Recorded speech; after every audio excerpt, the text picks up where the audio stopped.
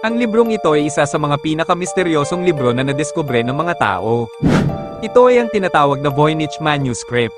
At ito ay nadiskubre noong 1912 sa Italy. Ito ay binubuo ng 240 pahina. Ang librong ito ay naglalaman ng mga kakaibang sulat at mga simbolo na tila ito ay nagmula sa ibang mundo.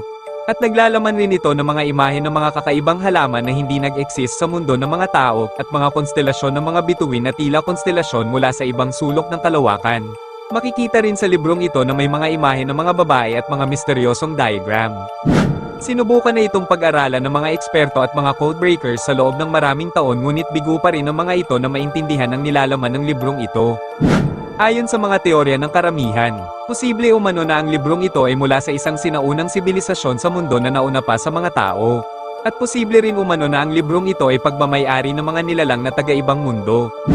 At ayon naman sa ilang mga eksperto, ang librong ito umano ay maaaring isang susi upang makamit ng mga tao ang mga nakatagong kaalaman na maaaring lumutas sa mga problema ng mundo sa hinaharap.